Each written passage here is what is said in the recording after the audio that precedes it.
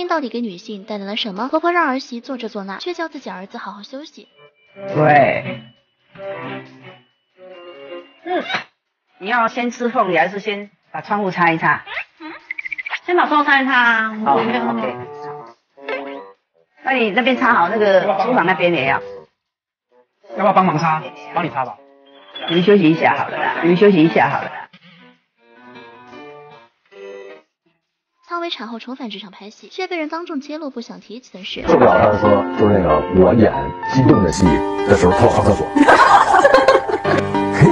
你这挺好，你挺像样的今天。你能不能有点身体风度？不是，你们对一会儿演哭了吧？我干嘛哭啊？我不是这个点不会很触动你吗？你看看人家多了解，你俩聊1分钟，我哭一个哭。不至于吧？我不要去安慰一下我。我安慰啥呀？哭完就回来了吗？孩子不应该是2个人的责任吗？宝宝小9个月8个月嘛，那时候要喝夜奶，就醒很多次。然后老公说啊，我心脏不舒服了，我要分房。我说那你好吧，就我一个人。后来又说啊，我孤独，我寂寞，又回来了。这么多事儿呢？对，然后后来就变成呼呼睡，你知道吗？我就基本就晚上不睡觉，你知道吗？陆晨对孕妇禁忌一无所知，好像怀孕的不是他老婆。鸡蛋吗？给你包一个。孕妇不能吃茶叶蛋，油条吗？孕妇也不能吃油条啊。不能吃啊！我发现你的密码还是前任的生日啊。真是懒得来。这密码都是他们自己设的，当时。男方家长只想着宝宝会怎样，却丝毫不考虑妈妈的感受。必须得有，要不然他长纹儿也特别难看。长纹儿就难看呗，但是你不知道对这个小孩有没有影响，你根本就不清楚。不会有影响。那你怎么知道？你怎么那么肯定啊？因为所有人都用。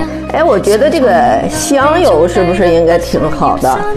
这些不行，你千万别。虽然怀孕做饭，老公连包饭都不情不愿。帮我包点蒜呗。啊？帮我包点蒜吗？我不吃饭，你不知道怎么。我没说让你做，我说帮我包点蒜。一会儿帮你好吗？我先看我的东西，看完了我帮你5分钟，好不好？洗你的杯子吗？我一会儿洗。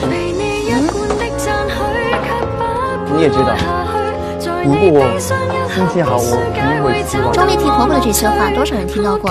不是不听话吗？你老婆脾气你还不知道吗？